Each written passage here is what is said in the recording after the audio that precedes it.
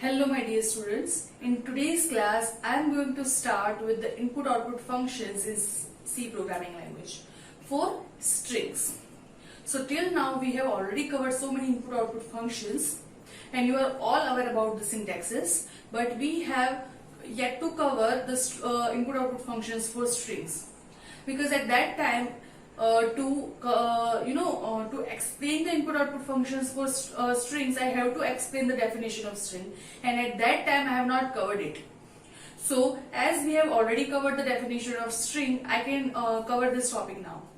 So as we all know that string is nothing but the character array which is terminating with the null character. So how you can take input from user as a string and how you can print string on the output screen, that I am going to show you in today's class. And for that I am going to use 4 functions. First we will start with the very familiar functions that are printf and scanf. So printf and scanf are the general input-output function to take value from user and to print something on the screen.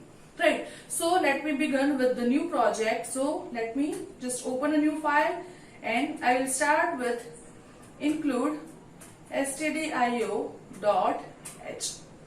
then int main.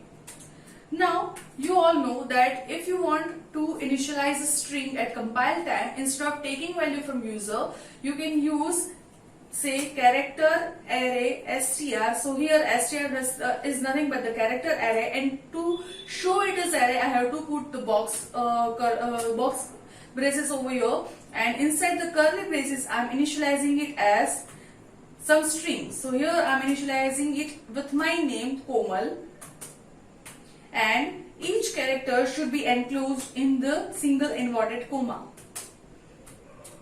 Right. So never forget this rules, and at last I have to put the null character, and this is how I can initialize the string at compile time. Now if I want to print this string on the output screen, then I have to put percentage s for the strings, because in C there is no separate data type as a string, but we have to use character array as a string. So how you can differentiate character with the strings? For character you have to put %c, and for string you have to put %s, and after that you just have to write the name of a string. So that is nothing but str. So let me just save this program, and if I compile it and run it, it is not giving any error, and you can see the output is perfectly printed on the screen. So this is how I can use output function printf for strings. Now instead of compile time initialization, suppose you want to initialize it at runtime, that means user is going to enter the value for this string. You can use scanf. How scanf? %s again and the name of string only.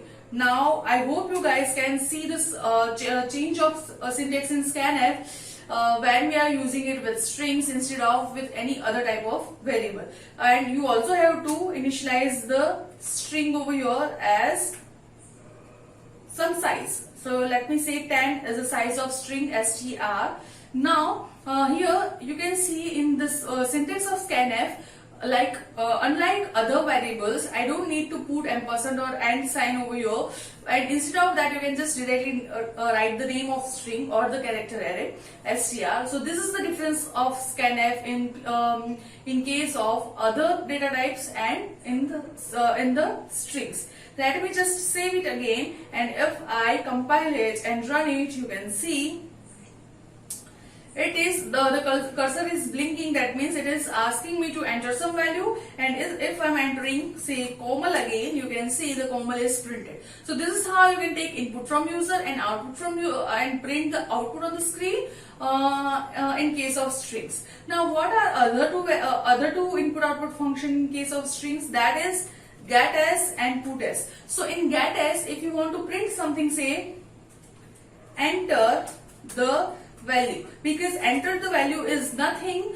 but the string, so I can use getAs for that. And once the user is entering something, say getAs str, so the value will be stored inside str, and if I want to put it, I can use, or if I want to just display this string on the screen. So let me just avoid this as of now. Let me just save this, compile it and run it. Let me just show you the output.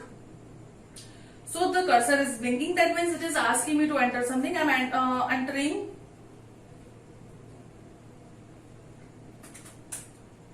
okay. I have not saved the program or what?